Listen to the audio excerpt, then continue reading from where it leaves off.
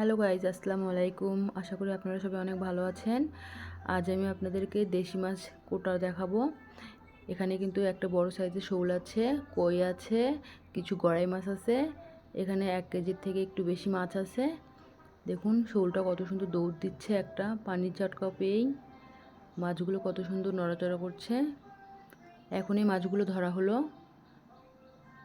আমি এবার এই মাছগুলোকে খুব সুন্দরভাবে কুটে ধুয়ে পরিষ্কার করে আপনাদেরকে দেখিয়ে দেব। মাছগুলো কিন্তু একদম টাটকা। দেশি মাছ খেতে কার কার ভালো লাগে? আমার তো অনেক ভালো লাগে। সহিম তো খুব খুশি হয়ে গেছে মাছগুলো দেখে।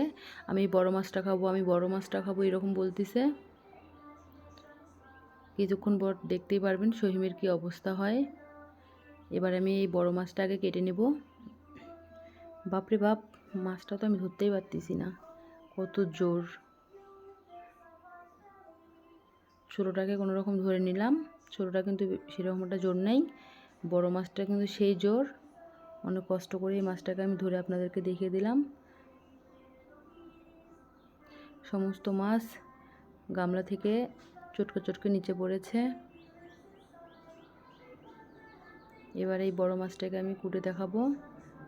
আমি দেখতেছি, দাঁড়া, তোর জোরটা কত দূর, আমার হাত থেকে কেমন করে রক্ষা পাস, আমার এটাই দেখার পালা। বাপরে বাপ, কাটাই যাচ্ছে না, খালি চটকা চটকি করতেছে আমার হাত থেকে ছুটে যাওয়ার জন্য।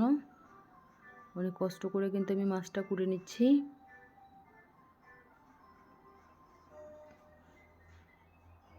পাশের বাসার ভাবির বাসা থেকে একটু ছাই নিয়ে এসেছিলাম, এগুলো দিয়ে আমি মাছগুলোকে খুব ভালোভাবে কেটে নিচ্ছি। ছাই ছাড়া কিন্তু মাছ কাটা যায় না, হাত কেটে যাওয়ার সম্ভাবনা থাকে।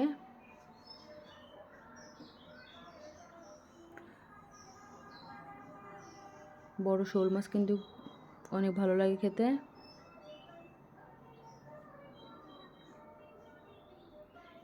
এভাবে আমি সমস্ত মাছ কেটে নিচ্ছি। সহিম তো মাছগুলো দেখে দেখেন ভয়েতে গাছের উপর উঠে দাঁড়া হয়ে আছে। ও নাকি মাছগুলোকে দেখে ভয় পেয়েছে। আমার সমস্ত মাছ কাটা ধোয়া পরিষ্কার করা হয়ে গেছে। কত সুন্দর হয়েছে দেখুন। এই মাছগুলো খেতে কিন্তু অনেক ভালো লাগে। আমি এবার বড় বড় সাইজের কিছু মাছ এভাবে ছিলে নেব। 5টি মাছ আমি এভাবে ছিলে নেব। ছিলে রান্না করলে কিন্তু খুব ভালো লাগে খেতে।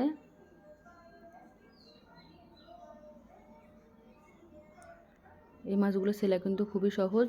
2 পাকে কেটে নিয়ে আস্তে করে টান দিলে কিন্তু খুব ভালোভাবে সেলা হয়ে যায়।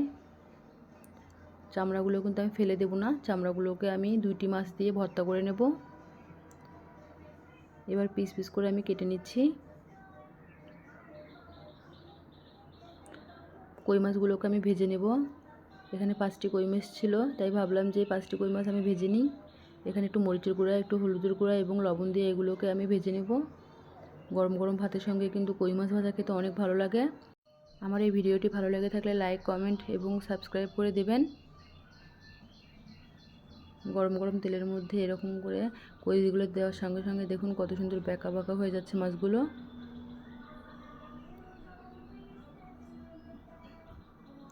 রেহান তো খুবই পছন্দ করে, সহিমও অনেক পছন্দ করে, ওর বাবা অনেক পছন্দ করে। কই মাছ ভাজা খেতে সবারই অনেক ভালো লাগে। উল্টে পাল্টে মাছগুলোকে খুব ভালোভাবে চুলার আঁচটা মিডিয়ামে রেখে ভেজে নিতে হবে।